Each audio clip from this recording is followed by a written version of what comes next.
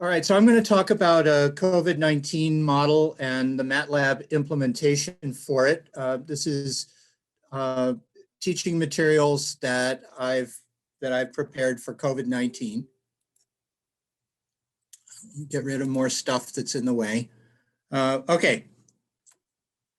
So the mathematical epidemiology teaching modules have two different formats. There's a spreadsheet-based format and a program-based format.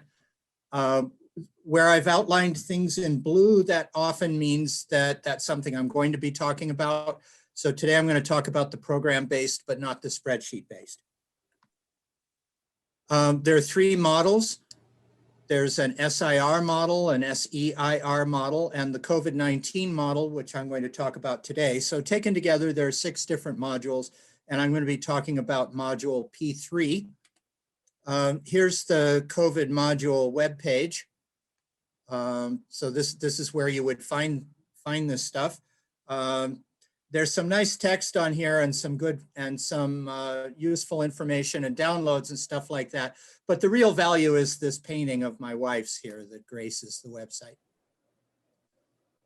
So you will notice if you scroll down to the bottom, here, module materials.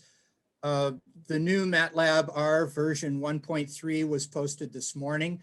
It's a little bit different than version 1.2, only just a little.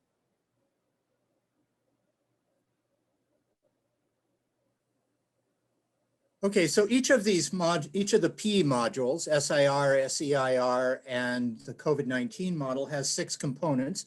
There's an introductory PowerPoint for students.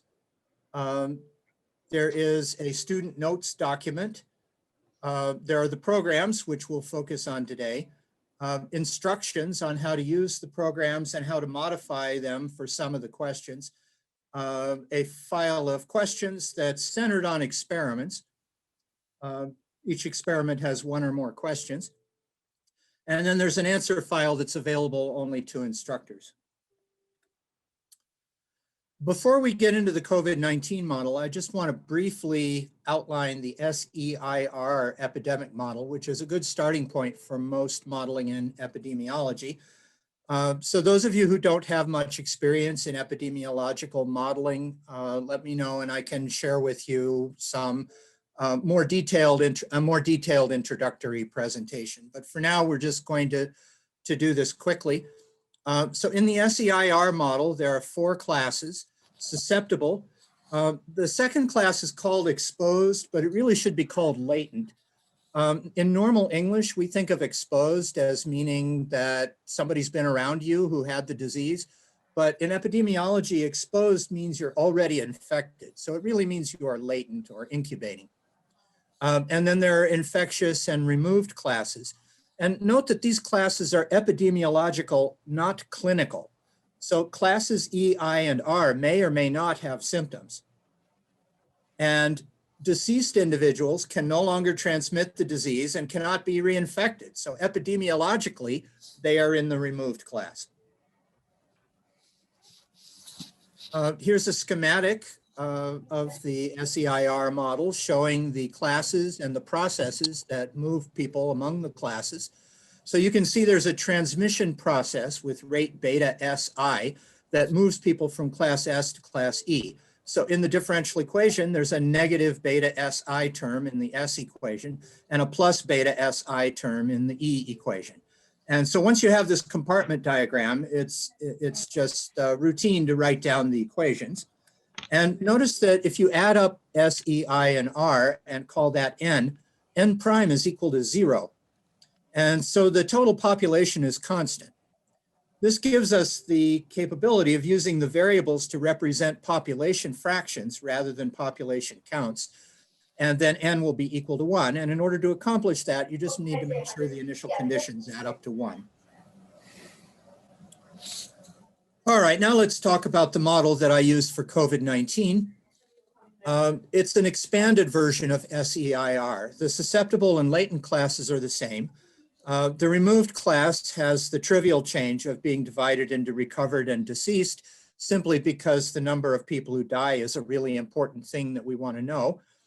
And there are 4 separate infectious classes: asymptomatic, 2 infectious, 2 symptomatic infectious, and 1 hospitalized. And the reason is because the flow and the rates depend on which of these 4 infectious classes a person is in. So we'll build the schematic diagram a little at a time.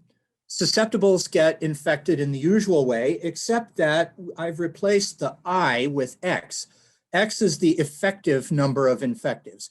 1 unconfirmed symptomatic infective counts as 1 person, 1 infective person. Other categories count as less than 1. So if you're in the hospital, you are not as infectious as an unconfirmed symptomatic infective. And so you don't count as a whole infective person. I'll get to the details of that later.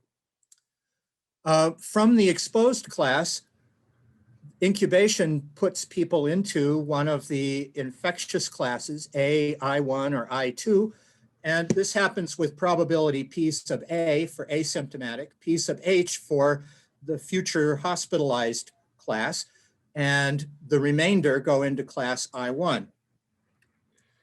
Classes A and I1 recover at rates proportional to the populations. And so they go into the recovered class, not the deceased class. People with mild symptoms don't go into the hospital and they don't die. But people with serious symptoms do get hospitalized at some rate. And then once they're hospitalized, they get removed from the hospitalization class. And with probability M, they die. And with probability 1 minus M, they go into the recovered class. Okay, infectivity details. PC and PCA are the fractions of confirmed cases for symptomatic and asymptomatic infectives. So that's here. And FC is the infectivity of confirmed cases. So these confirmed cases have a reduced infectivity. For those who are not confirmed, the infectivity of asymptomatics is reduced by the appropriate factor. And then the whole group has an infectivity that's reduced by a contact factor that incorporates physical distancing and mask use, but that only applies for unconfirmed cases. And then finally, hospitalized patients have a very low infectivity rate. Now that primary care personnel have been vaccinated, F sub H should probably be taken as 0. But this model was designed for the pre-vaccination phase of the COVID-19 pandemic. I'm working on a version for the post-vaccination phase. The programs include a function program, COVID-19 sim, that runs the simulation, and then 3 driver scripts that present results, run multiple simulations, plot outcomes as functions of a parameter. So students do most of their work in the 3 driver scripts. The only reason you would change the function program is because you're answering one of the specialized questions that requires a change in the model. So the function program, COVID-19 sim, has some inputs that are passed into the function in the usual way. These are the contact factor, the 2 confirmation fractions, doubling time, which is a surrogate for the basic reproductive number, and the information needed to compute the initial conditions. Output consists of the time histories of the different classes along with the basic reproductive number. Let's take a brief look at the function. So these programs were written in MATLAB, but you can run them in Octave online. And so I'm doing the demonstration in Octave for the benefit of people who don't have access to MATLAB. So here is COVID-19 sim. So there's the function definition statement. There's a lot of documentation.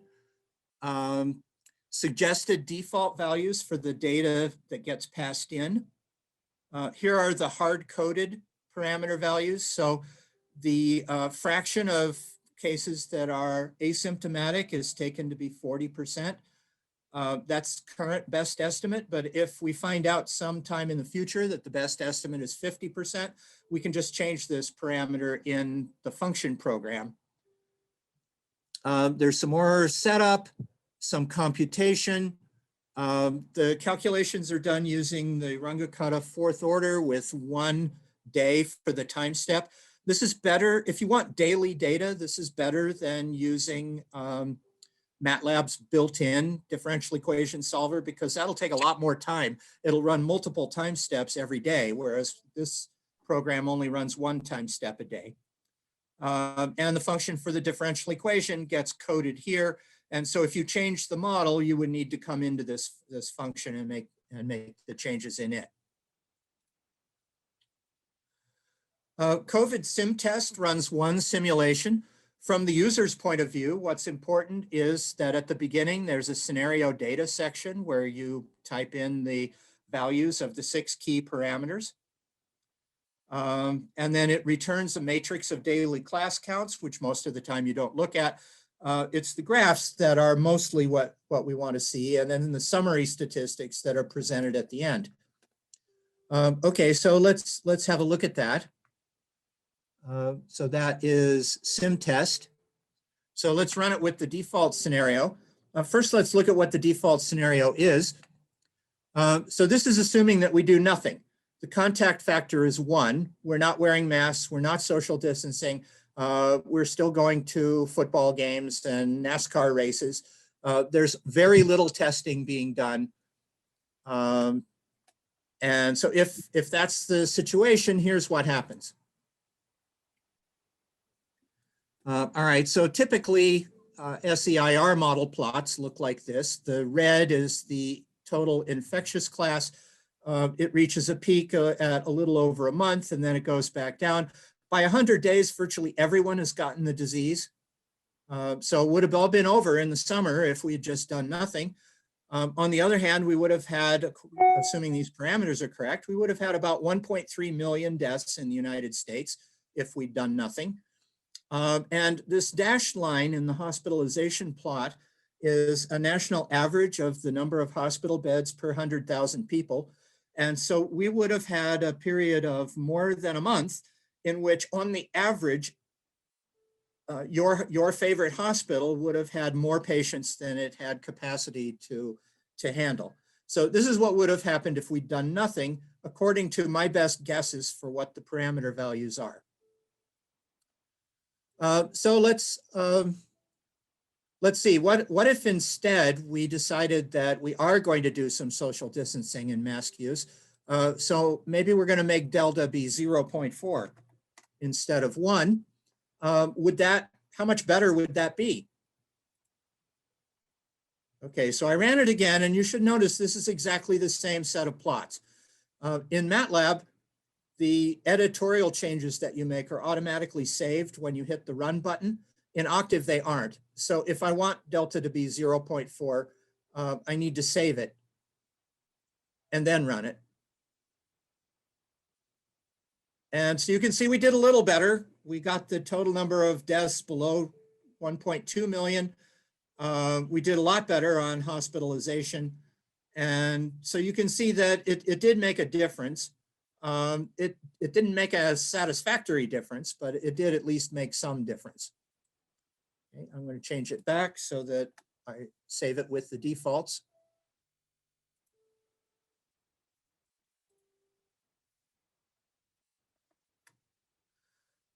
Okay, probably the workhorse driver is Simplot. This compares different scenarios. And I'm assuming that most students who take a course in differential equations do not have any programming experience. And so I wanted to write these programs so that students can do experiments with almost no programming knowledge. So up to this point, all they've had to do is type in parameter values. Simplot gets a little bit more complicated. So when you sit down to do an experiment, these blue data values are the things that you have to change. So there's a default scenario data section. And so you have to put in what you want for the default scenario data. I'm going to use the default scenario data for all but one parameter. In this particular case, I'm going to vary delta. So although I made delta equal 0.3, the default value, that value is never going to be used. Instead, what's going to happen is that each time through the loop, a value of delta is going to be pulled out of a list and fed into the function. So each time we do this function call, we'll put in the same value of PC, 0.1, and a different value of delta. And when we do a different experiment, all we need to do is put in a different name here. We don't need to change the function call, because in all cases, the function call just puts in a default value, either taken from the default scenario data or taken from this first statement in the computation loop. So this way, there's a very minimum of things that you have to change to run a new experiment. So whatever the independent variable data is, it will be taken as values of delta. But I don't want to change the name of the independent variable list. The name is xvals, no matter what variable it represents. This line associates the parameter with the data list. And so that way there's very little that has to actually be changed. All right, so let's look at some more experiments. So here's the experiment that is preset. So this one has values of delta 1, 0.8, 0.6, and 0.4. This is my flattening the curve experiment. Notice that the plot aspect ratio is not very good. You can fix that in Octave. It's fine in MATLAB. In MATLAB, it's easy to change the way plots look. In Octave, it's a little hard to do that. So you can fix that by uncommenting this statement and then running it again. And so now let's see, that didn't, oh, I didn't save it. There. So now the aspect ratio is a little better. So you can see this is what was meant by flattening the curve. We're doing a lot better in the hospitalization department as we go from 1 to 0.4 for the contact factor. But unfortunately, the long-term results are pretty much the same. We still have well over 1 million deaths. So that's just not good enough. If I want to do better, there's a couple of different things I could do. I could pick smaller contact factors. Maybe we'll go down to 0.2, save it, run it again. And so you can see that at 0.3, we still are having close to 1 million deaths. Had we been able to get the contact factor down to 0.2, the total number of deaths we would have had over the course of the epidemic prior to vaccination would be about where we are right now. So we clearly didn't do that well. We did not get the contact factor down to 0.2. Maybe testing would have helped. So in all of this, I only have 10% testing. So let's try doing better testing. Let's try putting in values of 0.1, 0.5, and 0.8 for the fraction of symptomatic patients who get tested. And so I need to go down here and change the name of the independent variable to PC, save it, run it. And so you can see that that testing would have helped a lot. So this is with a contact factor of 0.3, which is quite reasonable. And with 80% testing, we would have been able to keep the death rate lower than what it has turned out to be up to this point. Okay, in the interest of time, I'm just going to show you the default scenario for the parameter study.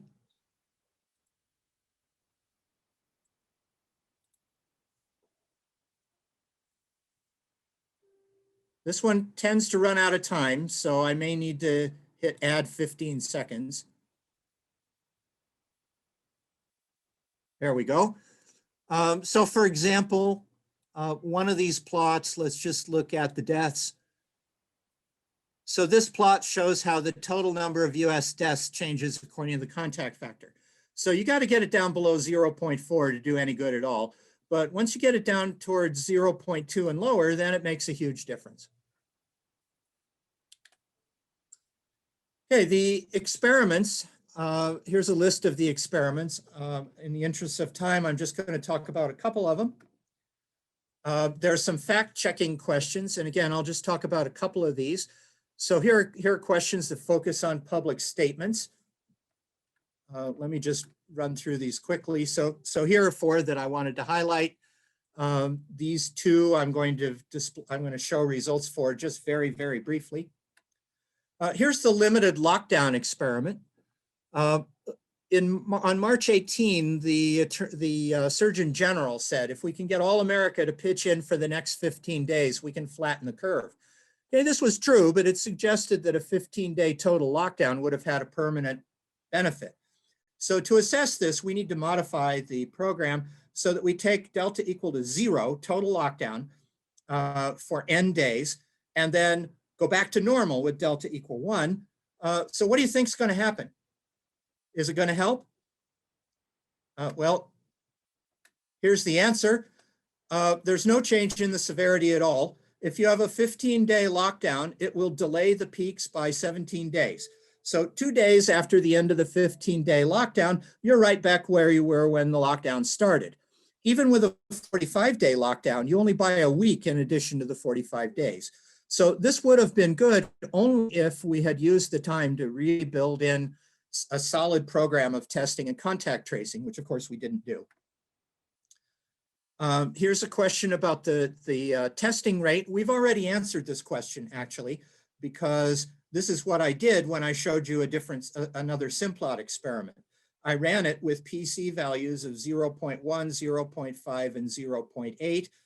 I didn't show you param study. And so we looked at how testing affected the results.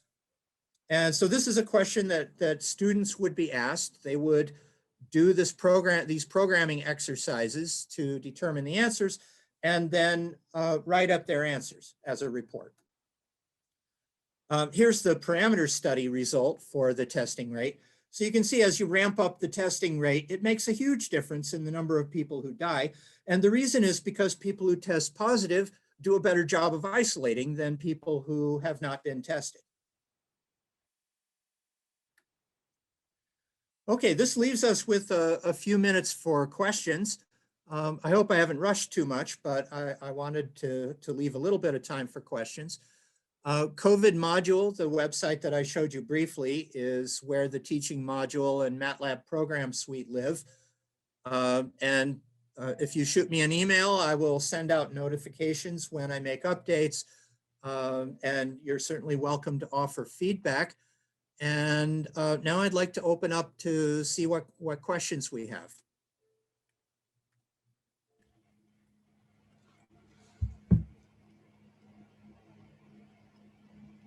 Okay, so I'm having a little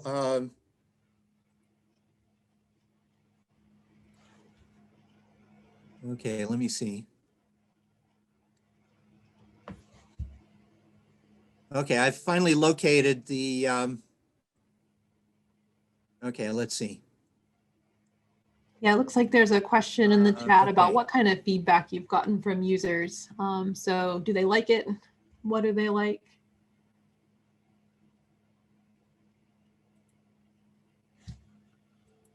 So somebody noticed it was possible that I had 2 devices and the microphones are hearing each other. I don't think that's true, but anything could happen. Let's see, other. If Brian wants, I'm happy to load stuff on the SIMIODE website.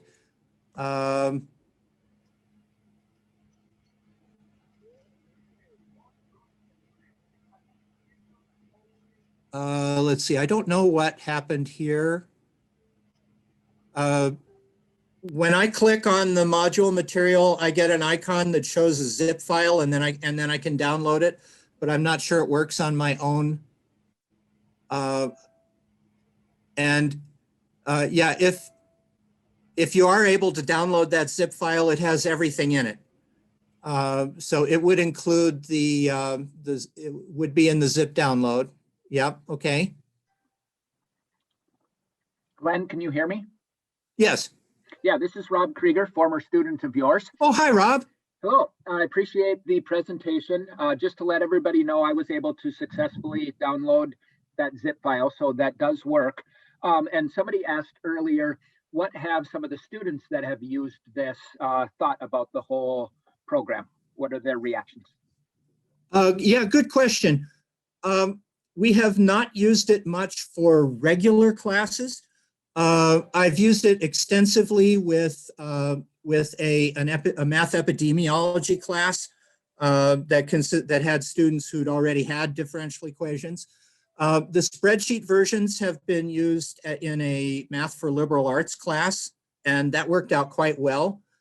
And the MATLAB versions have also been used in courses taken by high school teachers, taught by my colleague, Michelle Homp. And so these are people whose math background probably is about the same as the average differential equation student. On the other hand, they're really highly motivated, and they did a lot of research work with the modules. Let me address this question that Jeff Alden asked. Would the virus die out after 15 days of no contact? The answer is no. After 15 days of no contact, nothing has really changed. The problem is that during that 15-day period, some people were already incubating the virus. And at the end of the 15-day period, they're now starting to have symptoms. Also, you can't completely shut down transmission. Even if you try to make the contact rate as low as possible, you can't completely shut down transmission. So it's just not practical to think that you can get rid of the virus simply by stopping transmission for a few days. It's only, so far in the history of the world, only one disease has successfully been eradicated, smallpox. And it took many years to eradicate smallpox. It took a concerted effort by the CDC and the World Health Organization, and it was really quite difficult. There's been an effort to eradicate polio that's been going on now for a decade or more, and it still hasn't succeeded. Polio is nowhere near as contagious as COVID-19. There is no way we're ever going to eradicate COVID-19. We're going to live with it, but we're not going to eradicate it.